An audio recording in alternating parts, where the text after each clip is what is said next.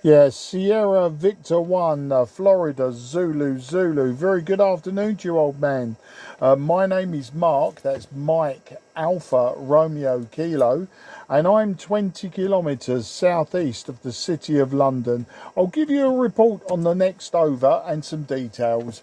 Back to you, Sierra Victor 1, Foxtrot, Zulu, Zulu. This is Mike 0, Juliet, Charlie, Foxtrot. Excellent.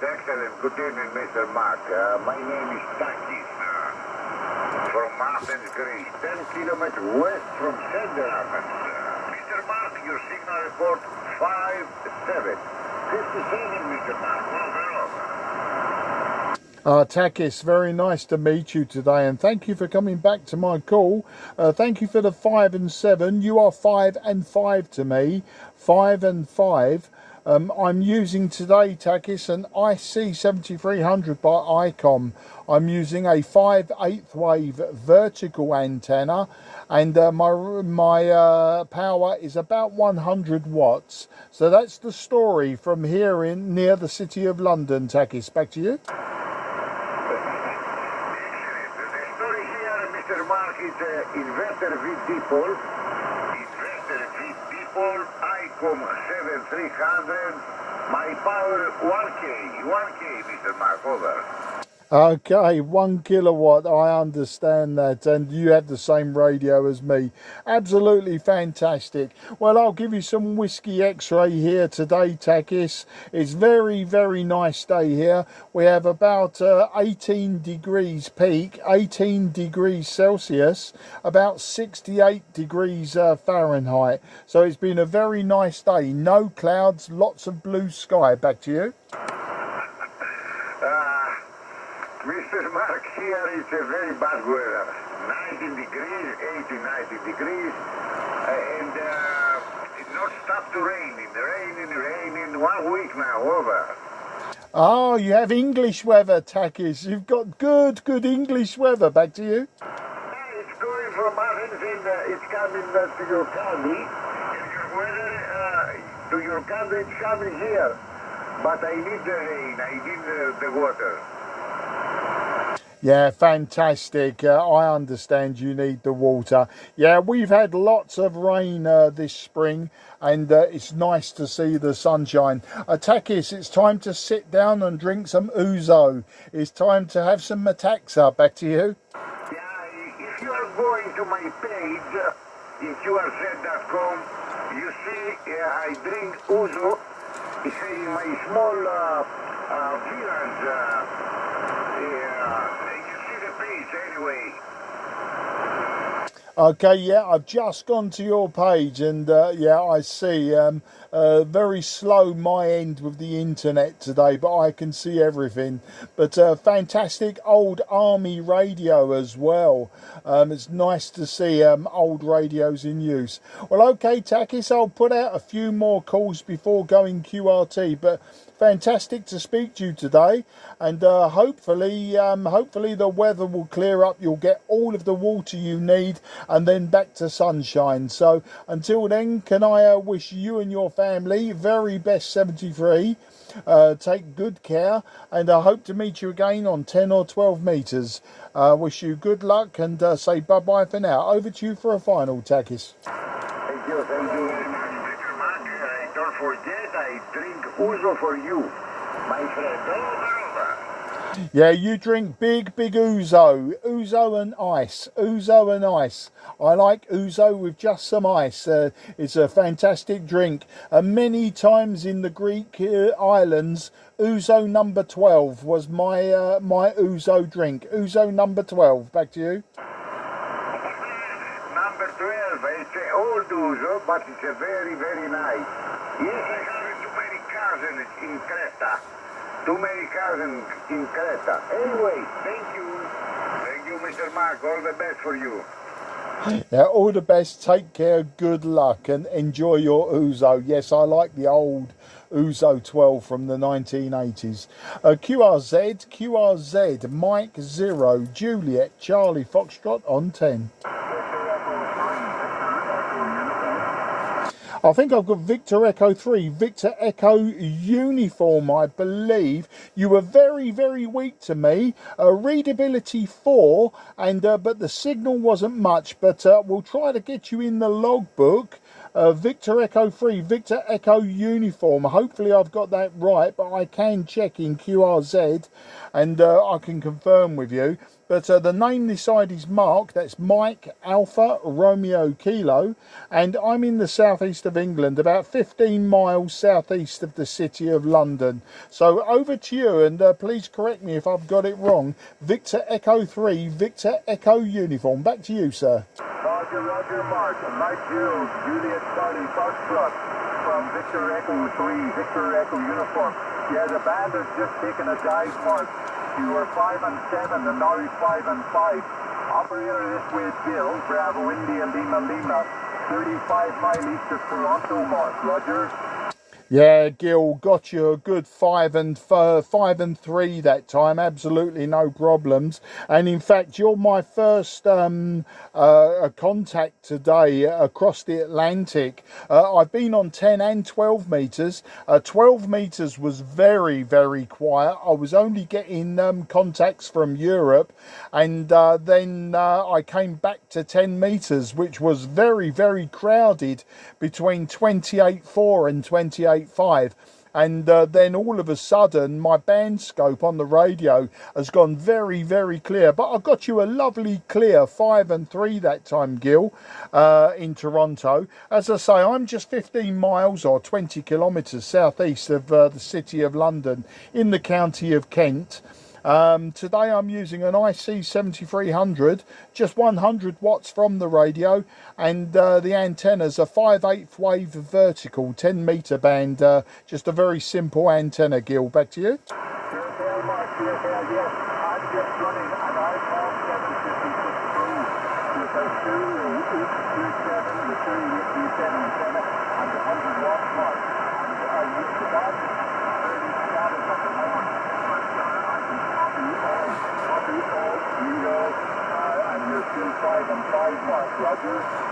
Yeah, thanks for that. Well, for you, you're swinging between 5 and 3 and basically a 4 and 1 or thereabouts. It's not the best signal out of your side of Canada today, Gil.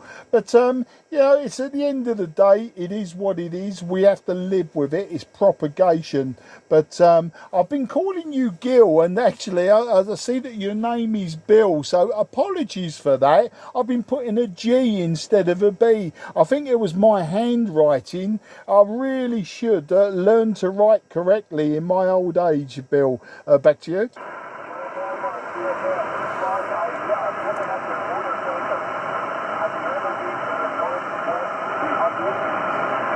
Okay, I heard part of a question about have I ever been to the northwest, and that's all I heard. I didn't hear the rest of the question, Bill. Back to you.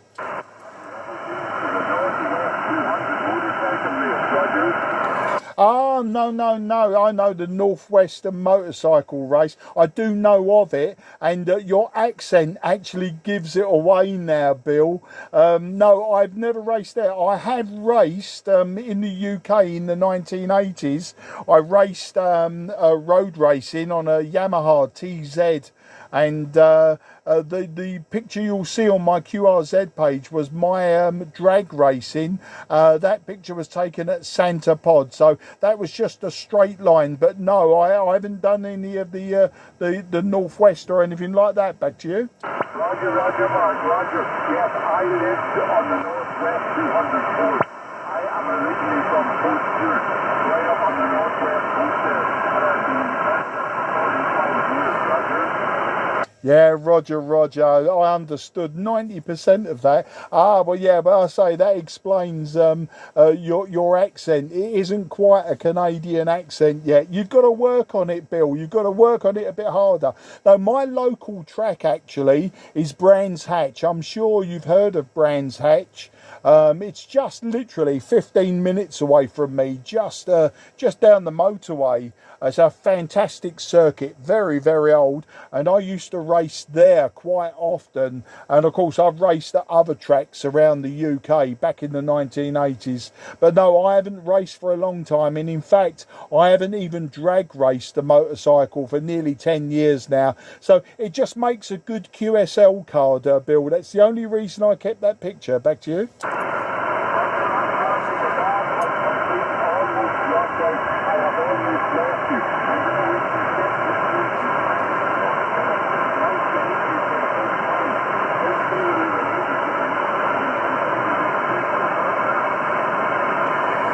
Yeah, Bill, I heard the words, nice to meet you for the first time. Likewise, Bill, fantastic to meet you. Yeah, your signal now also dropping down to about a 3-1 or less. It's quite difficult, but I can pick out what you're saying by piecing it together. Bill, if you can still hear me, can I wish you very best 73? Good luck, take care. Come and find me again on 10 or 12 metres, and we'll carry on with the motorcycle chat another day. Good luck, old friend. Take care. Bye-bye for now. 73, Bill. Take care. Good luck. QRZ, Mike 0, Juliet, Charlie, Foxtrot, Southeast of England. Looking for any DX. Kilo 1, Golf, Kilo Whiskey. Yeah, Kilo 1, Golf Kilo Whiskey, a very nice audio from you. Signal wasn't fantastic, but the audio was very, very clear, very punchy. The name is Mark, that's Mike Alpha Romeo Kilo, and I'm in the southeast of England, 15 miles southeast of the city of London itself. So I'll give you some technical details and, more importantly, a report for you on the next over. So Kilo 1, Golf Kilo Whiskey, this is Mike 0, Juliet, Charlie, Foxtrot. Okay, Mark, very good. M0JCF from K1 GKW. Yeah, you have a reasonable signal here.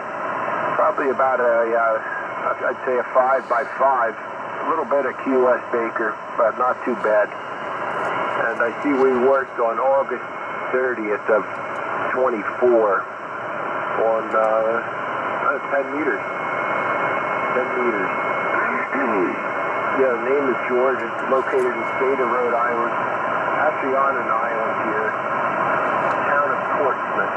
And our island's not that big. It's maybe 11 miles long and 3 miles wide.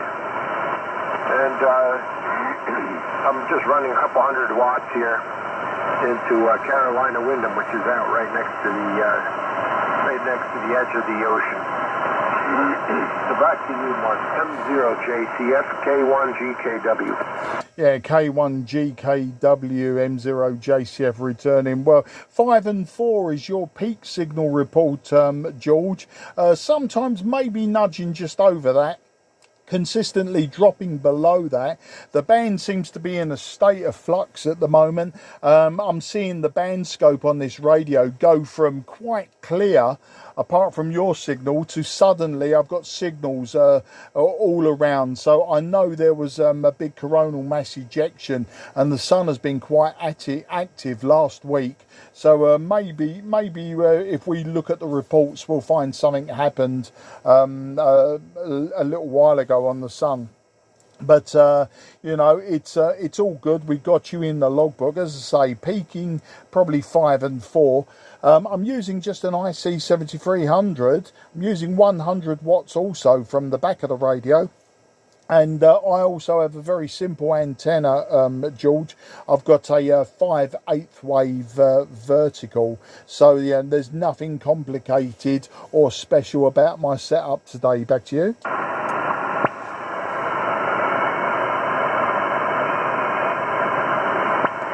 Yeah, K1GKW, M0JCF. You still there, George? M0JCF, K1GKW.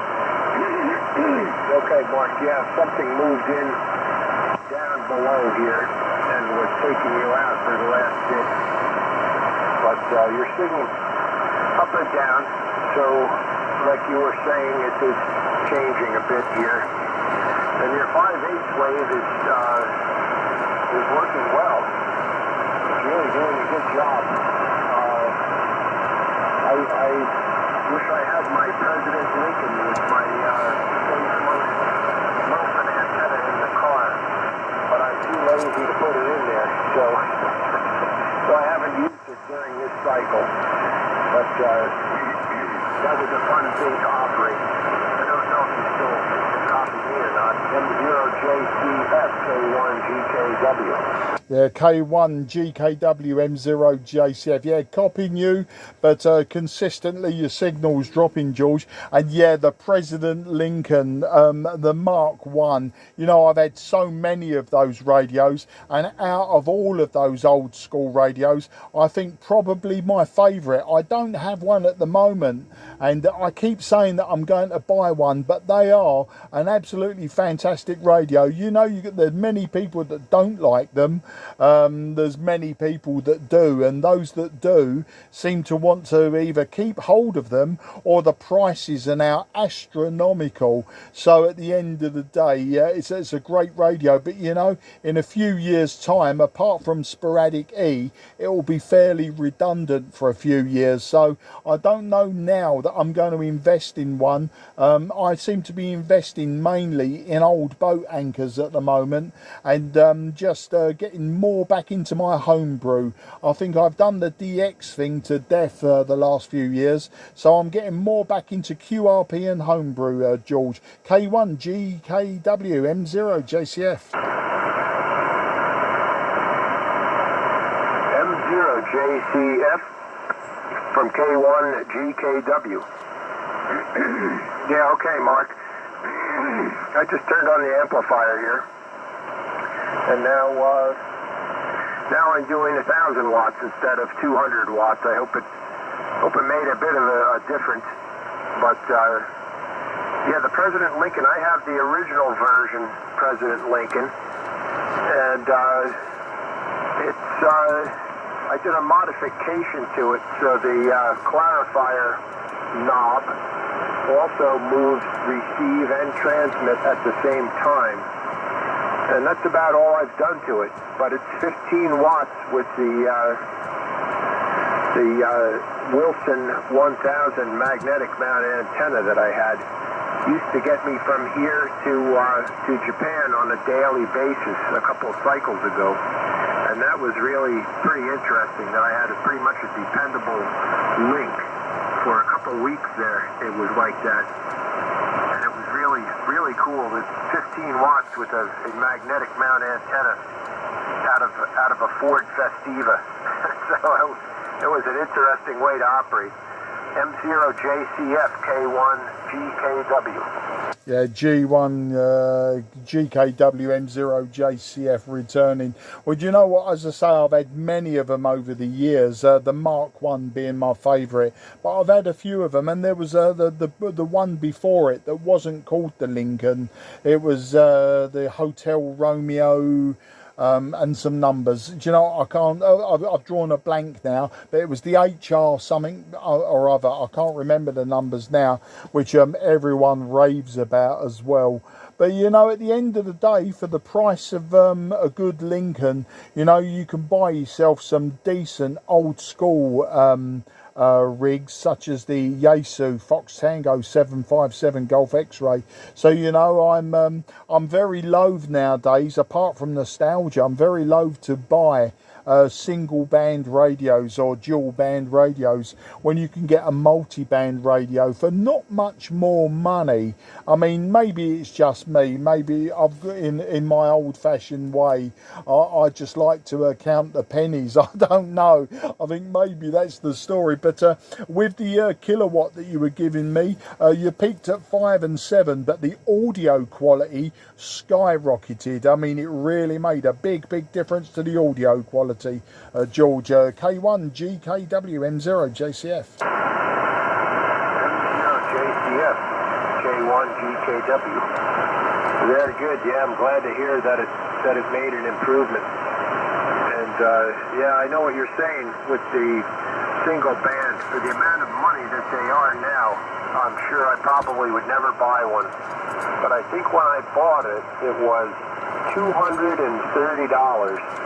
And I bought it from a place in the Netherlands. And it was new. And at the time, somehow I couldn't get one here. So I bought it from there. And I used it for an entire peak of a cycle for each, like, maybe a 2-year period, I would estimate. And it was a lot of fun.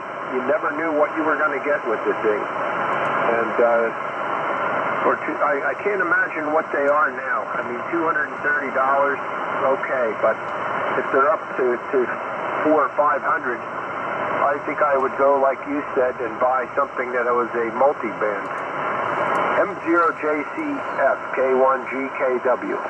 Yeah, K1GKW M0JCF. Well, the prices aren't overly astronomical. Maybe I overemphasised that, George.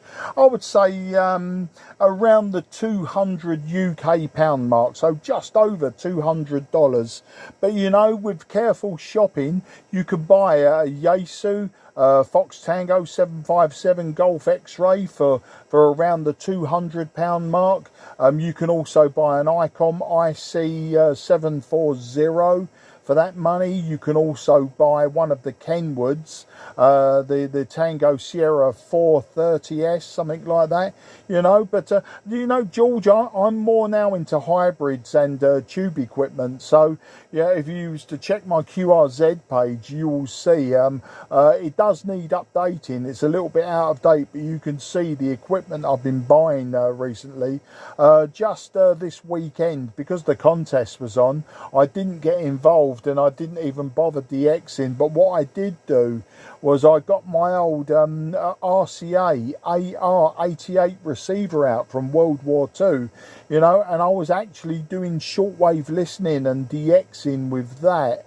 And that's the sort of area that I go now. And also I've been working a lot of top band with old tube equipment. So yeah, I've got a long wire antenna, and I just plug in an old 5 or 10 watt AM top band transmitter, and I use one of the old receivers as the receiver. And that's really where I'm getting my fun these days, George. I think, you know, I've only been licensed legally since 2017. And the usual DXing, like the chasing DXing, I very rarely do these days. I'm more likely to be CQing DX just to see what comes back. It was all great fun, you know. I wanted to work everyone everywhere to start with, but now I'm just happy with a ragchew. And as I say, I'm happy with a ragchew, someone 10 miles away, as I am 3,000 miles away. George, back to you. Yeah, Roger, I know exactly what you're saying. I'm quite similar at the moment.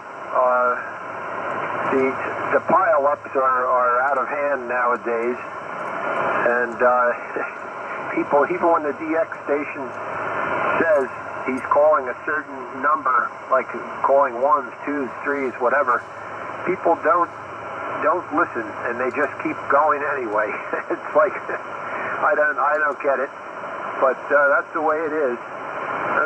That's what we deal with. And yeah, I'm content with the ragchew and finding out what people are doing elsewhere. You know, I like to build audio equipment, and I haven't done much as far as building stuff lately, but mostly vacuum tube. Amplifiers, guitar amplifiers, and preamplifiers, that kind of thing. You know, reed-based preamps and things like that. EL34 power amplifiers and so forth.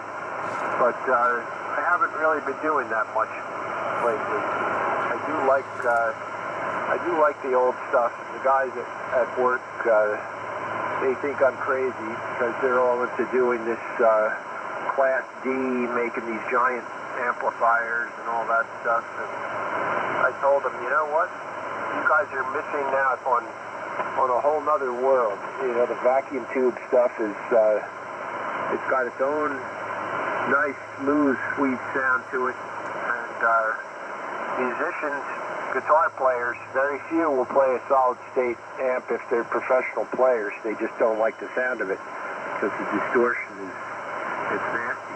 It's not a nice sound. M0JCF K1GKW. Yeah, K1GKW M0JCF. No, I totally agree with you. You know, I think the good thing, I like the warm sound of tube equipment, and I do like that nice, comfortable, mellow sound.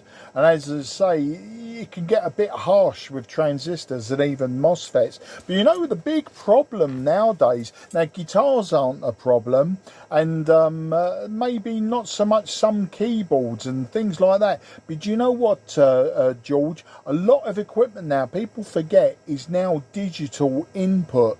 So consequently, people say, oh, you get that fantastic tube sound. But the problem is if it's already started off as a digital signal, then you've lost some of that component, that warm, rich component, I think. You know, you've got to go analog all the way. So you're quite right, like EL 34s, etc., KT6060s, KT88s, 6V6, 6G6, you know, those big old tubes. Well, the 6V6 isn't a big tube, but, you know, I mean, the people with Marshall amplifiers that still love 6V6s, etc. I've got a box full of 6V6s in my garage, you know, and I won't sell them to anyone. I've been asked. Same as the 12AT7s and 12AX7s and you know, those double triodes.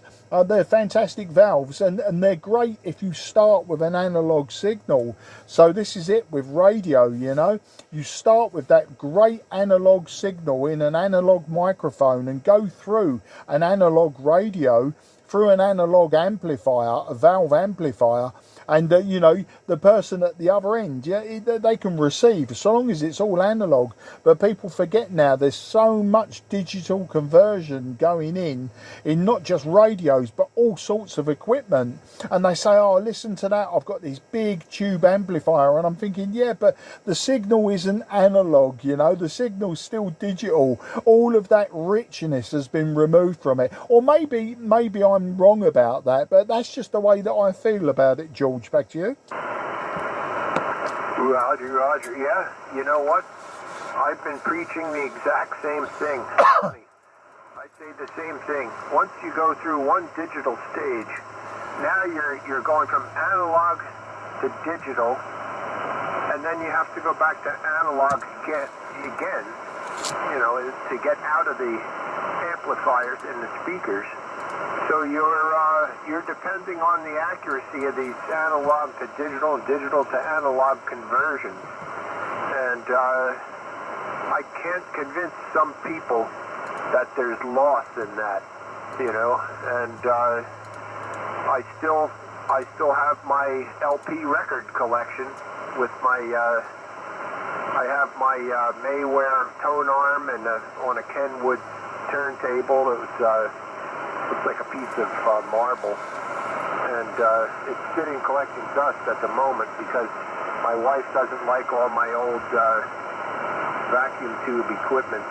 It's ugly, so we have a kind of a, yeah, not much to talk about, standard home entertainment system upstairs, and all the equipment is down here with me collecting dust.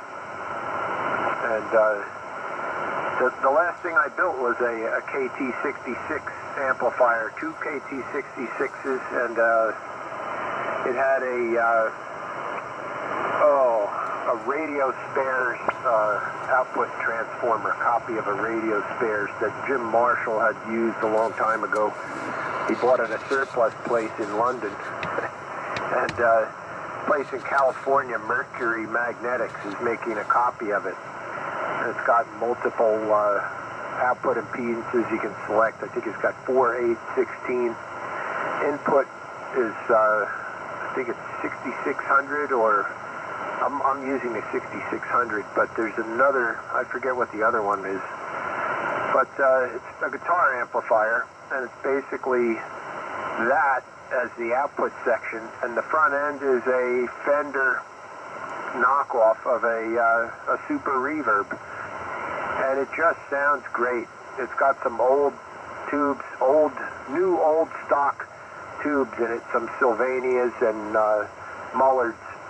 I still have some old Mullards and Telefunkens too that are not new, but they're in old equipment that's been around forever, but they still seem to work, so I'm holding on to them.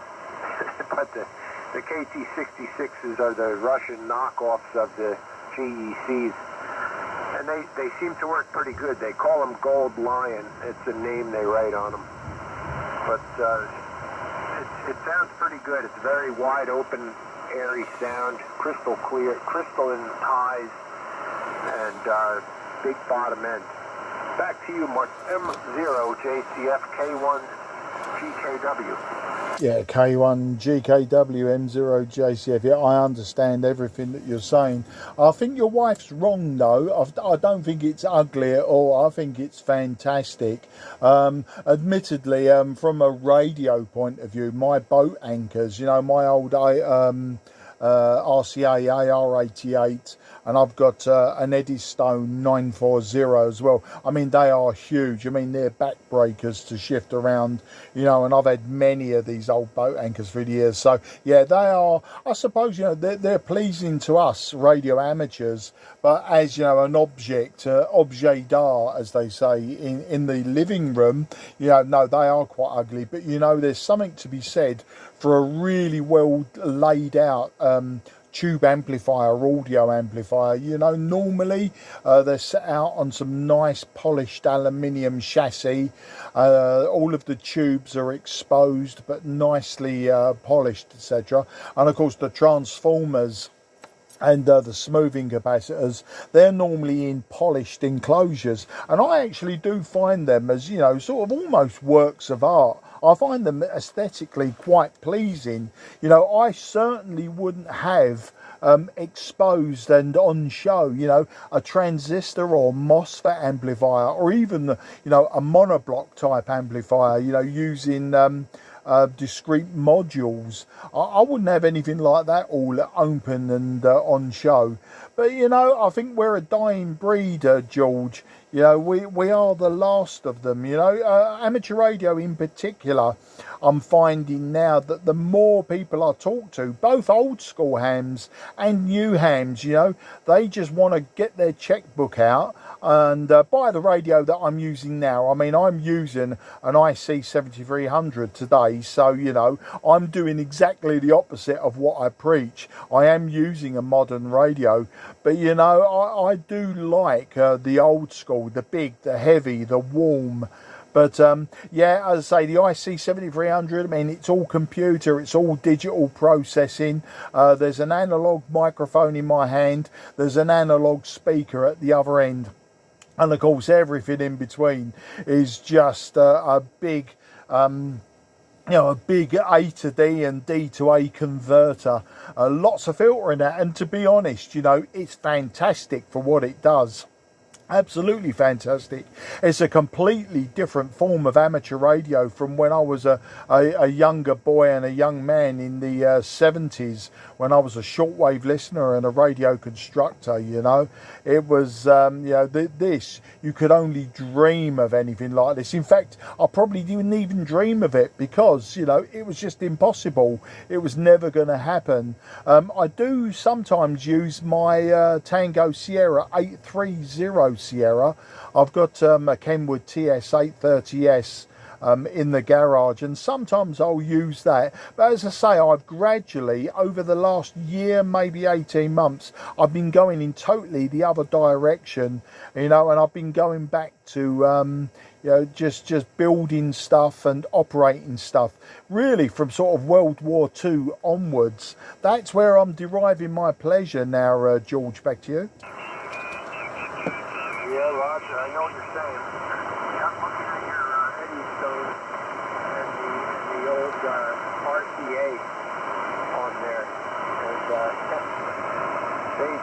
definitely fit the boat anchor category. I had a Holocrafters SX101A receiver, which was probably even heavier yet. I don't think I could pick it up now without injuring my back. I would probably become disabled trying to pick it up. But I gave it to a guy who wanted it, and he was thrilled. And I hope that I hope it has a good home somewhere. I had the thing since I was a little kid. I used to listen to all kinds of different stuff on a CW broadcast, that kind of thing. And it was monstrously heavy. I remember my father taking me to a surplus store and buying the thing. And then he offered to put up an antenna for me in the backyard, and I just strung up a long wire and ran with that. And I've always been fascinated making antennas out of wire.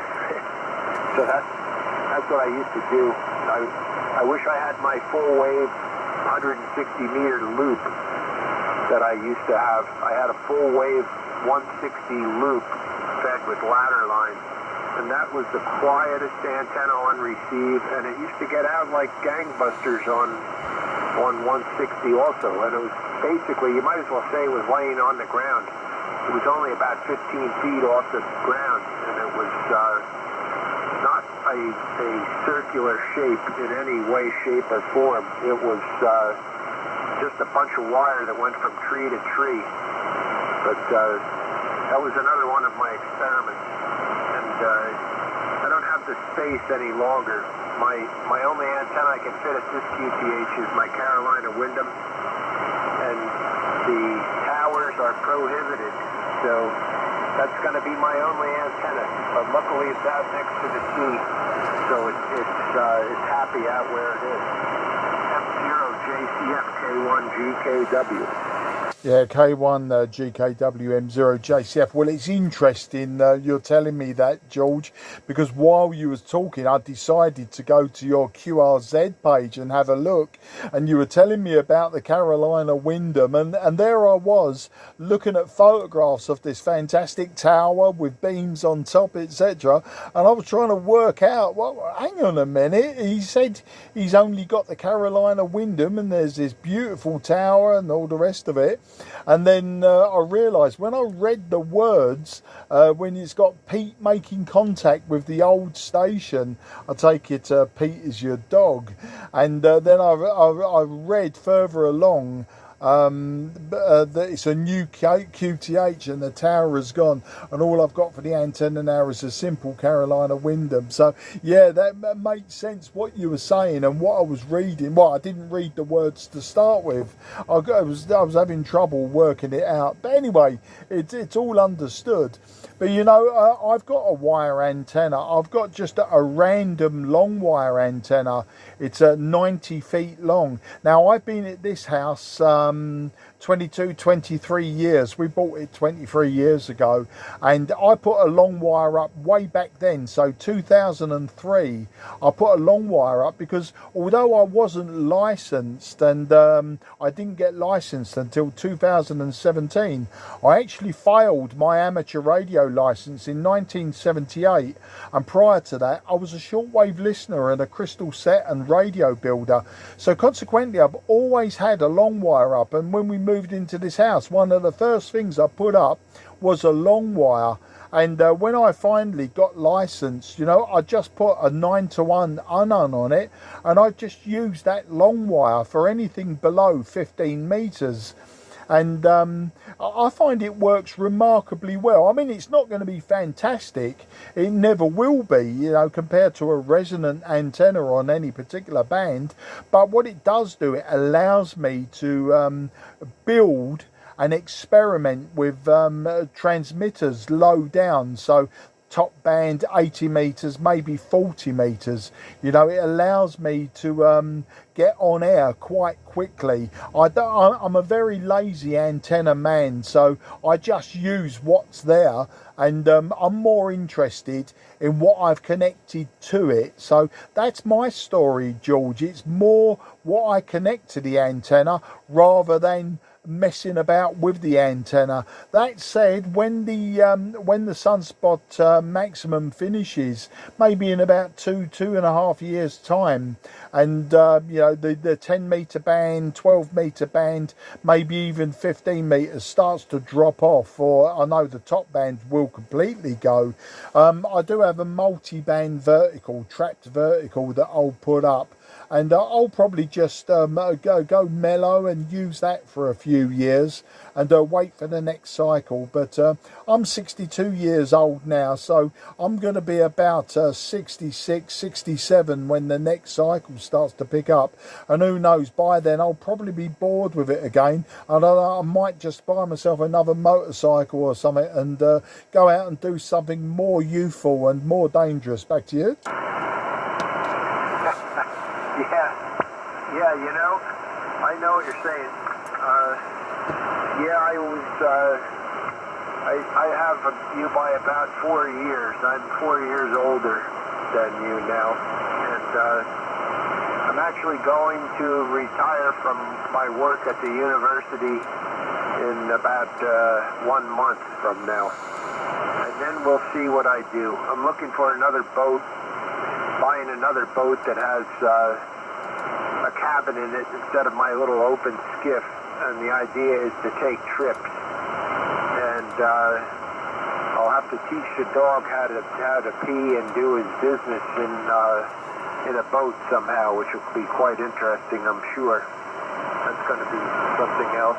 And I'm wondering what antenna you're working on at the moment. I'm looking at I'm on QRZ. I'm trying to find I think I found a house near you on Carisbrook Avenue. It looks like it has a long wire antenna coming off a semicircular patio in the back of the house.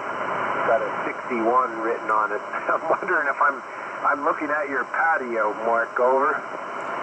Yeah, QSL. No, the antenna I'm using at the moment is a 5/8 wave vertical, so that certainly wouldn't come up on an aerial photograph of my property. No, I am not too sure where that road is. I'm quite vague on QRZ. Obviously my locator is there, and that's as far as I've gone. I didn't narrow it down to my actual street name or street number. I've kept it that vague for good reason. I just didn't want everyone sort of looking me up, especially locals. I mean, we've got a lot of hams live around me, so it wouldn't surprise me if you can see a long wire antenna, but that certainly isn't mine. What I did have up, but I took it down just before Christmas, I had a 9-element 2-meter beam, and that probably would have came up on an aerial photograph. All my antennas as well are at the rear of my property, so you can see some of them from the roadside. If you look across my garage, I've got a semi-detached house, so it's attached one side but not the other, so you can see across the roof of my garage, and you can see the vertical and my 2-meter vertical and part of the long wire. But no, I deliberately kept it vague in QRZ.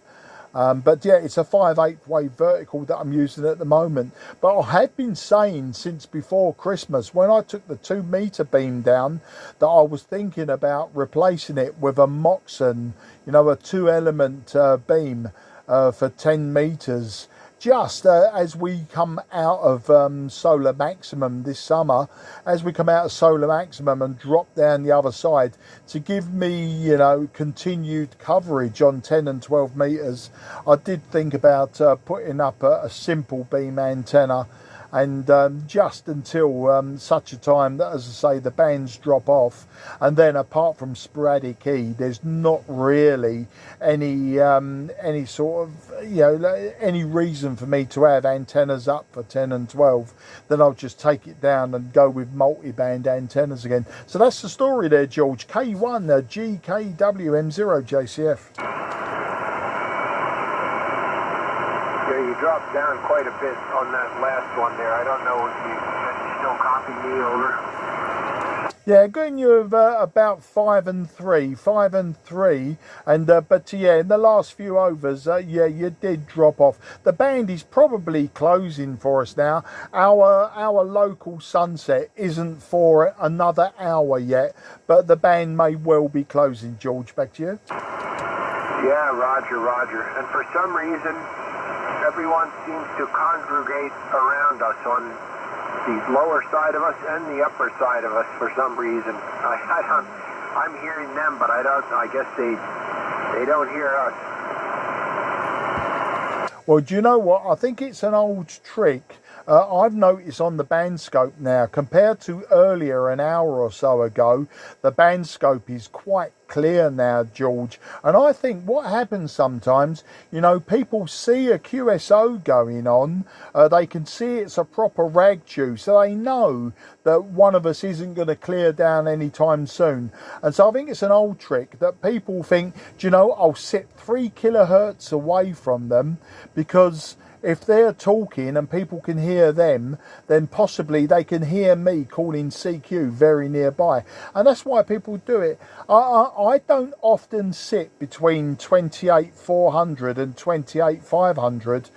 Quite often I will sit below 400 or above 500. Now, from my point of view, we get a lot of Russian stations between 500 and 550. So I sometimes go a little bit higher than that if I'm on 10.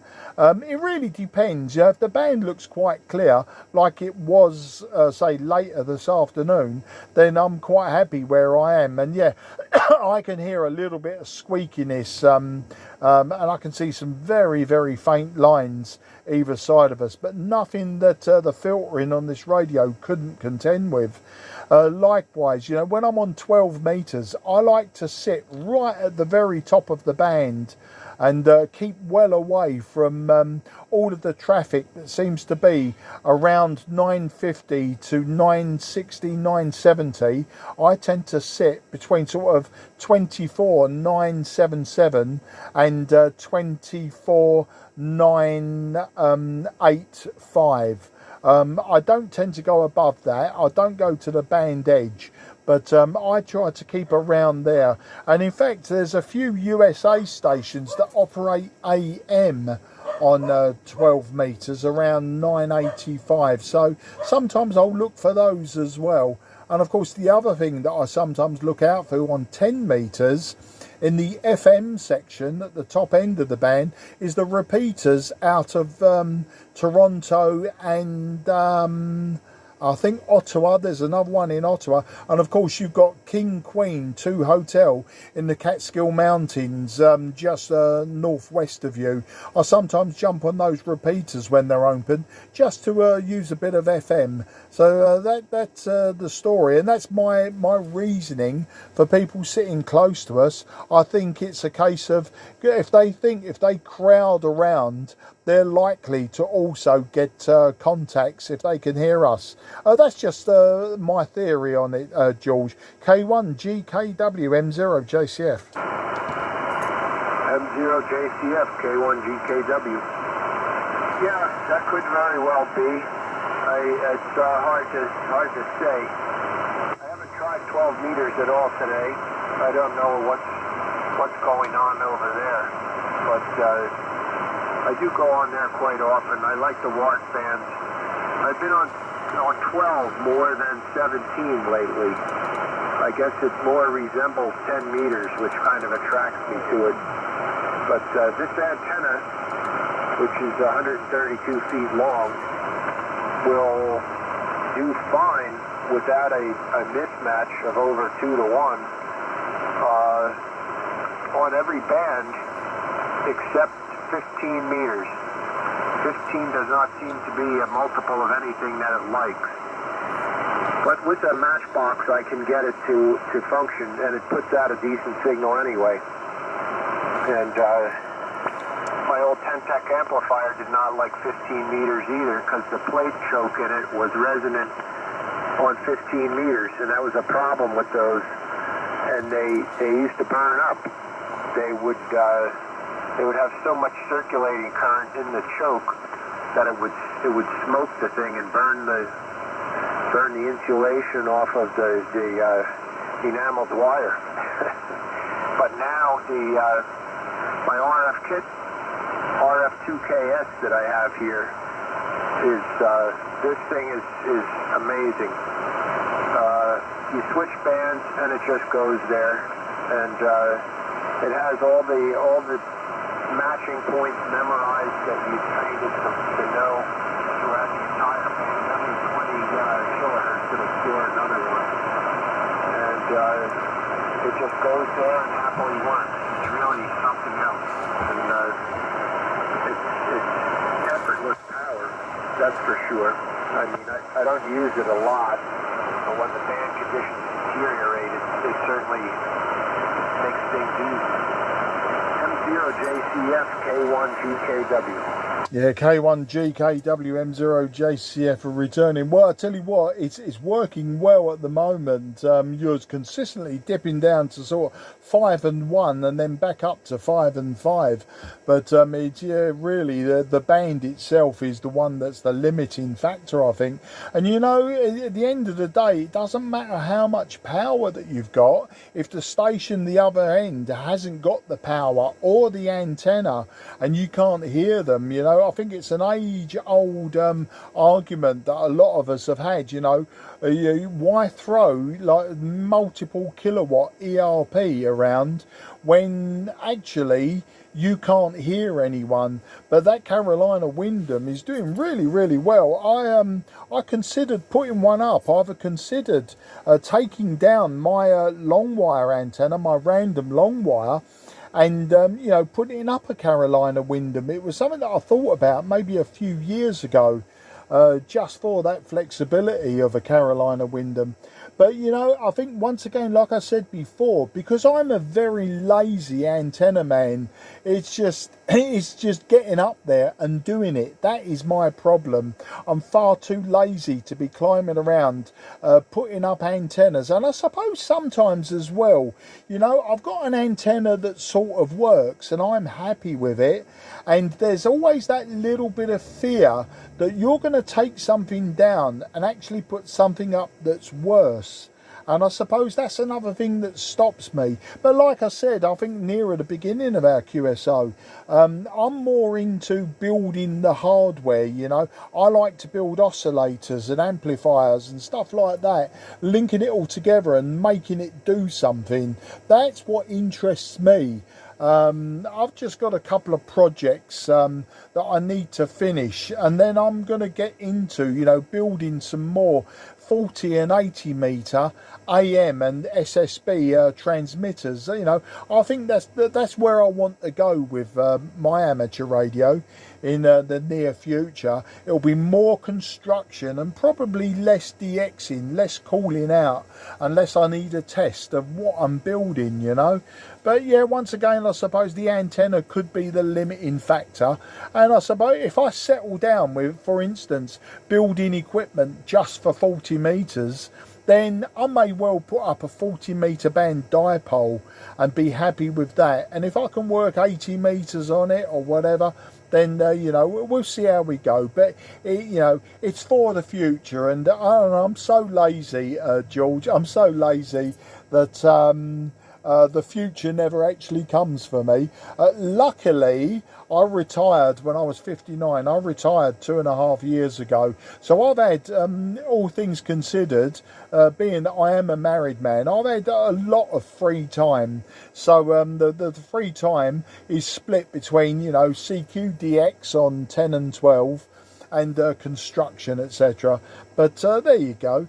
Anyway, George, I'm going to let you go now. I'll tell you for why. I've just noticed the clock. It's now gone 5:30 in the afternoon for us.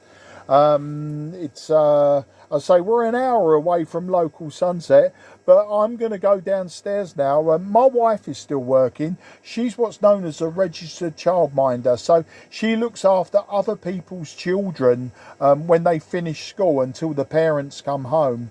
and I know she's got a young lady down there at the moment. So when she's taking care of other people's children, because mine are grown up now, mine are 25 and 28 years old, and one of them has left home. I like to go down and prepare dinner. So I've just seen the clock, coming up to 20 to 6 actually. So I think I'm going to go downstairs now, and I think I'm cooking salmon this evening. So I'm going to prepare the salmon, make myself a nice dinner with salmon, roasted vegetables, etc. Going to roast some vegetables, maybe some potatoes, and just get it on the go. And it just means that my wife, you know, doesn't have to juggle. She can concentrate on the young girl down there, and I can just get on and make dinner. And do you know what, George? I like cooking. I like eating too much, but I do like cooking. Anyway, let's see how this has held up. I know the QSB was taking over. Kilo 1 Golf Kilo Whiskey. This is Mike 0 Juliet Charlie Foxtrot. M0 JCF K1GKW. Yeah, you're up to an S8. Mark actually came up. It's so it's going the other way. Yeah, good copy still. And I understand I love to cook also. I go on binges where I'm on a Greek food kick, then an Indian food kick, then Mexican food, German food. I do all kinds of crazy stuff, but my wife doesn't like to eat as much as I do. She eats like a bird, so it's quite difficult to go through the effort and have to eat everything yourself. so I've not done that much, but I used to make a lot of beer too. I brewed a lot of beers and ales, lagers, ales, all kinds of stuff, wheat beer, all kinds of different stuff. And yeah, I mean, it's I don't know. It's going to be boating season soon, so that stuff will all go by the wayside. But I hear you about the child minders. My son lives down in New York City, and he actually pays more per month to his child minder than for rent of the flat. So there you have it. So that's a situation in the U.S. anyway, with children and working. It's quite difficult. But have a good evening. And I had salmon last night, so I wish I was there. I'd have it again. I eat fish quite often. I have 2 freezers full of it sitting right next to me here that I've caught over the course of last fall and summer. So that's what I do. I'm out there several days a week in the ocean. So if you ever want to do any experimental transmissions with any of your devices that you build, send me an email and I'll go on there and see if I can receive a signal from you. It'd be interesting. I always like doing experiments. So 7-3 for now, Mark. Nice talking with you, and hopefully catch you again. M0JCFK1GKW. Yeah, K1GKW M0JCF. I'll give you a few comments rather than just saying goodbye. Well, it's fantastic. Yeah, my wife exactly the same. My wife, I think, lives on just pure water and dust.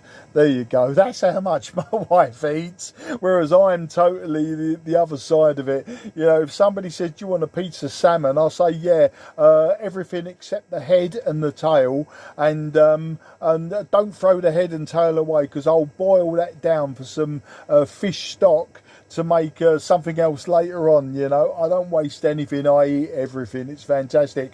Interesting about the beer. Do you know what? It was until a few years ago I was a big beer maker. I used to make it in 5-gallon batches, and I used to have a real thing for Belgian style beers, the triple brewed stuff, that sort of thing, Trappist beers. So I was always making versions of Belgian beer, and they used to come out at between 11 and 14%.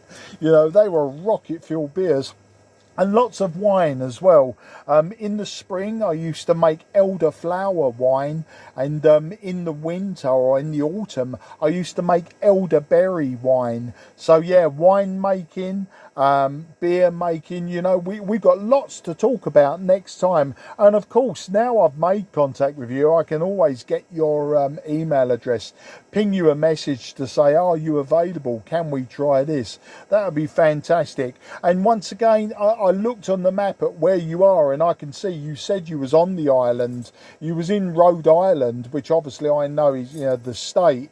And then of course it's made up of many small islands, and I see Portsmouth is on one of the bigger islands. So yeah, I can understand how, you know, the boat and you know, the fishing and everything. A fantastic place to live, especially if you're a fish lover. I mean, I'll eat any fish so long as it's not poisonous. I love to eat fish as well. But stories for another time. Let's not do it to death this time. Just checking the logbook. Excuse me, George. Just checking the logbook. I see we've had nearly 1 hour QSO. We started at 16:54 British summertime. My side 16:54, and we're now up to 17:44. So you know, we're 10 minutes away from a 1 hour QSO. And yeah, your last over, you were peaking about 5 and 8 yourself, but you gradually drifted down to 5 and 2, 5 and 3. And I can see that the band scope goes bright and dull with all the other signals either side of us. So there you go. Anyway, that was a long over just to say goodbye.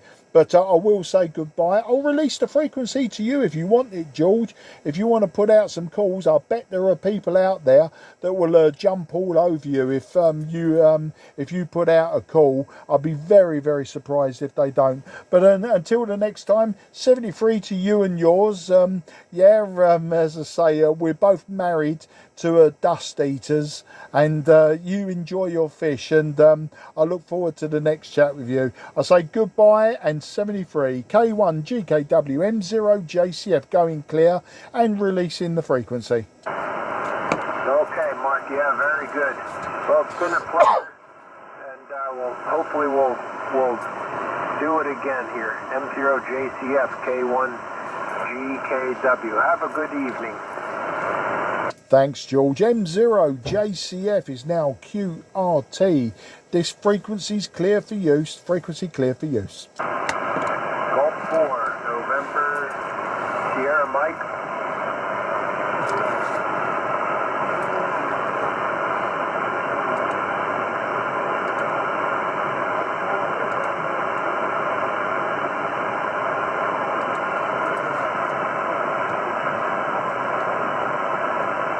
Okay, Arthur, very good. G4NSM from K1 GKW. Good signal here. And I'm located in the state of Rhode Island, on an island here. Name's George, running a Carolina Wyndham, and I'm putting a bit of power into it now.